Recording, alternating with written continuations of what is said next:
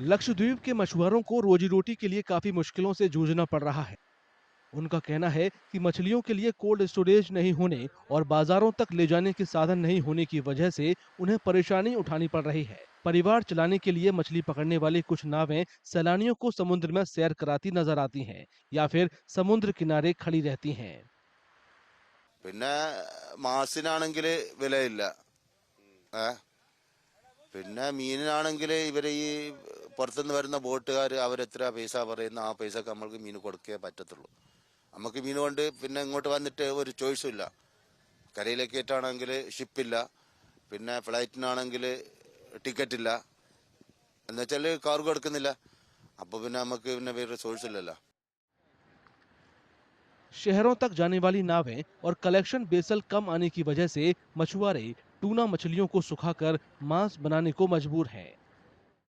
അപ്പോൾ അന്നന്ന് വരുന്ന മത്സ്യങ്ങൾ കൊടുക്കാൻ ഒരു ഫിഷറീസ് സംബന്ധമായിട്ട് ഒരു സംവിധാനം ഇവിടെ ഒരുക്കുന്നില്ല.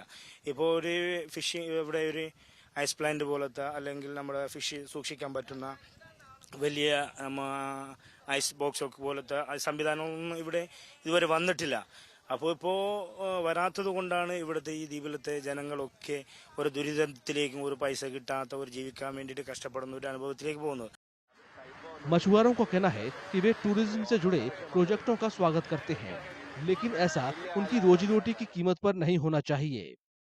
ടൂറിസം തുടങ്ങുന്നതുകൊണ്ട് നമുക്ക് കുഴപ്പമൊന്നുമില്ല, അത് വേണം, അതൊരു വികസന പാതയാണ്. പിന്നെ അത് വെച്ചിട്ട് നമ്മളെ ചൂഷണം ചെയ്യാൻ പാടില്ല. ഞങ്ങൾക്ക് ബുദ്ധിമുട്ടില്ലാത്ത രീതിക്കുള്ള എങ്ങനെയുള്ള ടൂറിസം ആണെങ്കിലും അത് ചെയ്യണം.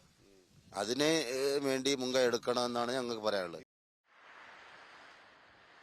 द्वीप पर ईंधन की ऊंची कीमतें भी मछुआरों के लिए बड़ी रुकावट हैं।